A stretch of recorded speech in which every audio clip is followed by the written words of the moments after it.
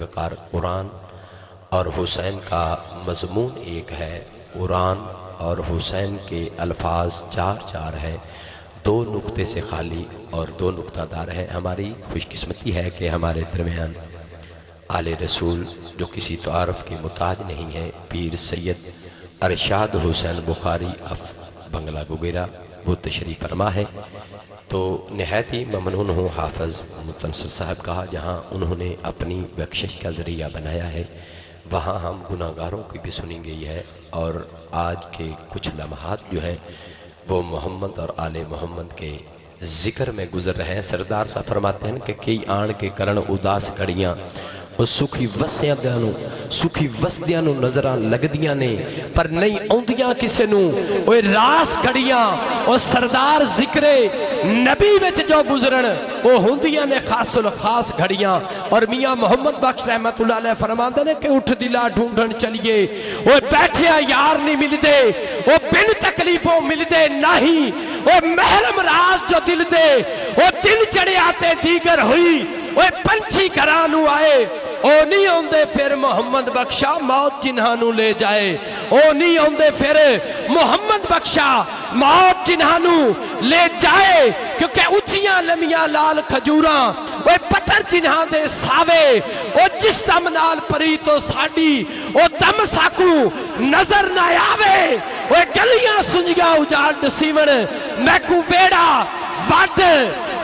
کھاوے، وہ غلام فریدہ ایتھے کی بسنا جتھے ماہی نظر نہ آوے، کیونکہ ٹر جامن جانی دلان دے۔ سید ناصر حسین سیالوی رحمت اللہ علیہ فرماندے کہ ٹر جامن جانی دلان دے،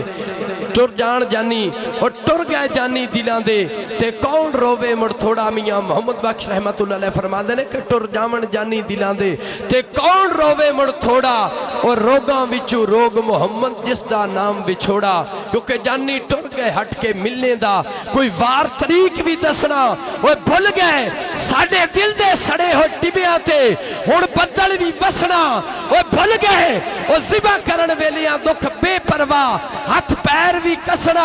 وہ بھل گئے سانو روندیاں ویکھ کے ناصر شاہ ساڑھے بال بھی ہسنا، بھل گئے کیونکہ میں کک سہی پر او جانے میں نو کک رہن دے، میں نو کک تو لکھ نہ کر، بھوک تس دکھ سکھ وہ سارے رب دے واسن، ایک تو میلی وہ اکھ نہ کر، آ دل دی سیج تے باؤ جم جم پر دل ناصر شاہ تو وہ وکھ نہ کر، ایک نیمہ نیمہ ہس دوجہ سامنے راؤ بھامے بھن کے دورا ککھ نہ کر، کیونکہ آخر مرنا ہے موت نے چھڑنا نہیں، یارہ کسے لئی مرے تے تاں جانا، پیڑ اپنی تو پیڑ سمجھنا ہے، پیڑ پرائی جانے تے تاں جانا، تیرے کلے دا ترنا بہادری نہیں، لے کے ڈب دے نو ترے تے تاں جانا، وہ بھلیاں نال تے کردہ ہے ہر کوئی بھلی بھلا برے نال کریں تے تاں جانا، کیونکہ تک مٹی دیا باوے غور کر کے کیڑی جگہ تے تیرا ہے خمیر جانا، جنہوں نت سنگھار دا پھرنا ہے، کیڑی جگہ تے تیرا ہے سریر جانا، ایتھے ہونا کسے دا لحاظ نہیں، ایتھے ہی بادشاہ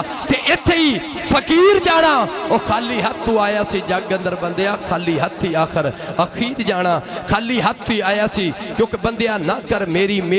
نہ اے تیری تے نہ اے میری، جنہ واسطے دولت کٹھی کرنا ہے انہ بات نہیں پوچھنی تیری، تے تو عارضی پرونا بیلی اس دنیا تے وانگو بلبل زندگی او تیری، او سب کیتیاں اختر اگے او سن لائی ملک الموت جد پھیری۔ تو